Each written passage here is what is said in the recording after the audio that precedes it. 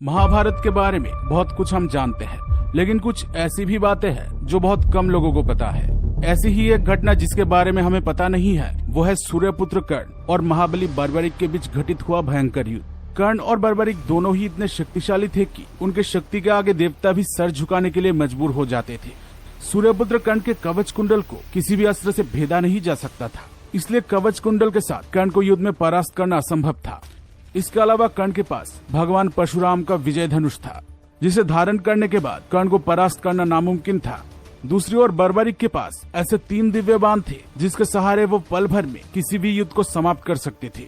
जिस भीम में 10,000 हाथियों का बल था, उसे भी बर्बरिक ने देखते ही देखते परास्त कर दिया था। बर्बरिक इतने ही महान योद्धा थे कि उन्हें आज भी खाटू श्याम के नाम से पूजा जाता है। तो आखिर क्यों हुआ था कर्ण और बर्बरिक में प्रलयंकारी युद्ध? इस युद्ध में कौन विजयी हुए, कर्ण या बर्बरिक? आज के इस वीडियो में इस बारे में जानेंगे। लेकिन वीडियो में आगे बढ़ने से पहले अगर आप महाभारत के बारे में जानना पसंद करते हैं तो इस चैनल को सब्सक्राइब करके बेल आइकन को जरूर दबा दीजिए। तो ये बात उस वक्त की है जब पांडव अज्ञातवास में थे। तब अर्जुन भगवान श्री कृष्ण के साथ भीम के पुत्र घटोत्कच के पास गए और उन्हें आने वाले युद्ध के बारे में बताया। जब घटोत्कच को वो युद्ध की सूचना देने जा रहे थे, तब उनके पीछे कौरवों की गुप्तचर लगा हुआ था। उस गुप्तचर ने कौरवों के पास जाकर उन्हें बता दिया कि अज्ञातवास के दौरान पांडव कहाँ छुपे हैं। जब दुर्योधन को पता चला कि पांडव घटोत्कच के गुफा में है, तब वो पांडवों के अज्ञातवास को भंग करने के लिए उस गुफा की ओर चलता है। तब दुर्योधन कर्ण को भी अपने साथ ले जाता है। जब वो घटोत्कच की गुफा के पास पहुंचते हैं, तब दुर्योधन के कहने पर सैनिक गुफा को चारों ओर से घेर लेते हैं। भगवान श्री कृष्ण को दिव्य दृष्टि से पहले से ही पता चल जाता है कि दुर्योधन अपने सेना को लेकर गुफा के पास आने वाला है। वो अर्जुन को इस बारे में बताते हैं। कौरवों ने गुफा को घेर लिया है, ये सुनकर अर्जुन बहुत क्रोधित हो जाता है और वो अकेले ही कौरवों से युद्ध करने के लिए गुफा से बाहर निकलने जाता है। तब भगवान श्री कृष्ण अर्जुन को रोककर कहते हैं, अर्जुन, ये सही वक्त नहीं है, तुम लोग अब अज्ञातवास में हो। अगर तुम अब गुफा से बाहर जाओगे तो तुम्हें फिर से 12 वर्ष का वनवास भोगना पड़ेगा, इसलिए तुम गुफा से बाहर मत जाओ। दोस्तों, घटोत्कच के पुत्र बर्बरिक तब उस गुफा में थे। श्री कृष्ण की बात सुनकर तब बर्बरिक कहते हैं, आप लोग चिंता मत कीजिए, मैं कौरव और महारथी कर्ण को रोकूंगा। अगर वो शांति से मान जाए तो अच्छा है, नहीं तो मैं युद्ध के लिए भी प्रस्तुत हूँ। ये बात सुनकर भगवान श्री कृष्ण बर्बरिक से कहते हैं, बर्बरिक, क्या तुम्हें कर्ण के शक्तियों के बारे में पता है? कर्ण के पास उसका दिव्य कवच कुंडल है, जिसके कारण तुम किसी भी अस्त्र से कर्ण को घायल नहीं कर पाओगे। ये सुनकर बर्बरिक श्री कृष्ण से कहते हैं, प्रभु आप चिंता मत कीजिए, मैं जरूर कौरव और कर्ण को रोक कर रखूंगा, आप सिर्फ मुझे आशीर्वाद दीजिए। बर्बरिक की बात सुनकर श्री कृष्ण बर्बरिक को आशीर्वाद देते हैं और इसके बाद बर्बरिक गुफा से बाहर निकलते हैं। दुर्योधन को देखकर बर्बरिक उससे वहां आने का कारण पूछते हैं। तब दुर्योधन कहता है, हमें इस गुफा के अंदर जाना है, हम यहाँ किसी को ढूंढ रहे हैं।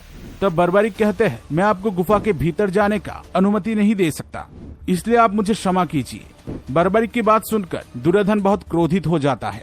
वो बर्बरिक से कहता है, क्या तुम जानते हो तुम किससे बात कर रहे हो बालक? क्या तुम हस्तिनापुर के शक्ति के बारे में नहीं जानते? क्यों तुम अपने मौत को गले लगाना चाहते हो? ये कहकर दुर्योधन अपने सैनिकों को बर्बरिक को बंदी बनाने का आदेश देते हैं। जब सैनिक बर्बरिक को बंदी बनाने के लिए आगे बढ़ते हैं, तब बर्बरिक अपने पैर से इतने जोर से भूमि पर प्रहार करते हैं कि इससे ही सारे सैनिक कांपते हुए भूमि पर गिर जाते हैं। ये देखकर दुर्योधन बहुत भयभीत हो जाता है। वो अंगराज कर्ण से कहता है, कर्ण, ये साधारण बालक प्रतीत नहीं हो रहा है, साधारण सैनिक इसे रोक नहीं पाएंगे, इसे सिर्फ तुम ही परास्त कर सकते हो। दुर्योधन की बात सुनकर कर्ण बर्बरिक के सामने आकर उससे कहते हैं, बालक, हमें इस गुफा में प्रवेश करने दो, नहीं तो मैं तुम्हें यमलोक के द्वार पर पहुंचा दूंगा। इसके जवाब में बर्बरिक कहते हैं, आप भी प्रयास करके देख सकते हैं। ये सुनकर महारथी कर्ण क्रोधित होकर अपने रथ से नीचे उतरते हैं। इसके बाद वो अपने धनुष के प्रत्यंचा को इतने जोर से खींचते हैं कि इसके ध्वनि से सैनिक भी भयभीत हो जाते हैं। इसके बाद वो बर्बरिक की ओर वायव्य अस्त्र छोड़ देते हैं। इस अस्त्र के प्रयोग से वहां तूफान आ जाता है, जिसके कारण वहां खड़े सैनिक भी लड़खड़ाकर भूमि पर गिरने लगते हैं। लेकिन ये तूफान बर्बरिक को हिला भी नहीं पाता है। इसके बाद बर्बरिक दुर्योधन की ओर एक ऐसा अस्त्र छोड़ते हैं जिससे दुर्योधन का रथ जलकर भस्म हो जाता है। लेकिन दुर्योधन किसी तरह रथ से नीचे कूदकर अपना जान बचा लेता है। ये देखकर बर्बरिक जोर जोर से हंसने लगते हैं। बर्बरिक को हंसते देख दुर्योधन बहुत क्रोधित हो जाता है। वो कर्ण से कहता है, मित्र, देखो ये बालक कैसे हमारा अपमान कर रहा है, इस मायावी बालक को तुम मौत के घाट उतार। तब कर्ण बर्बरिक की ओर सैकड़ों तेज बाण छोड़ते हैं। लेकिन बर्बरिक एक एक करके कर्ण के सभी बाणों को नष्ट कर देते हैं। बर्बरिक अग्नेयास्त्र को कर्ण पर चला देते हैं, लेकिन कर्ण वरुणास्त्र छोड़कर इस अग्नेयास्त्र को शांत कर देते हैं। इस तरह बहुत देर तक दोनों में भयानक युद्ध होता है।